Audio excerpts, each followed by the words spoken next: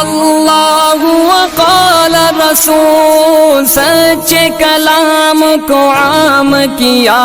السلام علیکم ورحمۃ اللہ وبرکاتہ۔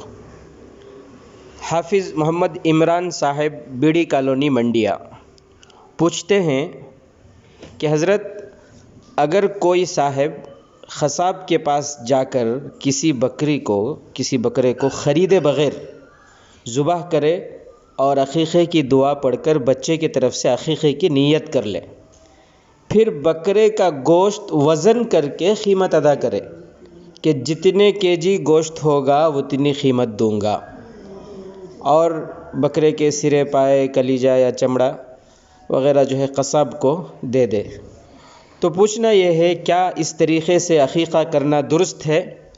اس صورت میں بچے کا عقیقہ ادا ہو جائے گا یا نہیں؟ حافظ صاحب جواب سنیں۔ آپ نے جو صورت بیان کی اس صورت میں عقیقہ ادا نہیں ہوگا، اس صورت میں عقیقہ ادا نہیں ہوگا۔ عقیقہ صحیح ہونے کے لیے ضروری ہے کہ آدمی جانور کو اپنے قبضے میں لے، پھر اپنے مملوکہ جانور کو ذبح کرے۔ اب اس نے خریدا ہی نہیں تو ملکیت ہی نہیں پائی گئی، تو لہٰذا عقیقہ درست ہی نہیں ہوا۔ ایک مسئلہ یاد رکھیں، عقیقے کے جانور کا وہی حکم ہے جو قربانی کے جانور کا ہوتا ہے۔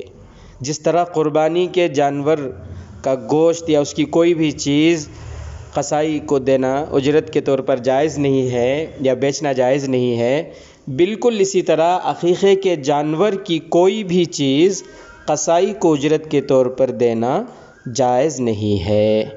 آپ نے جو صورت بیان کی اس میں اس نے بکرے کو خریدا ہی نہیں اور ذبح کر دیا، اور اس کے بعد بکرے کا گوشت وزن کر کے قیمت ادا کر رہا ہے، تو اس صورت میں ہرگز بھی کسی بھی صورت میں وہ عقیقہ نہیں ہوا۔ واللہ اعلم بالصواب۔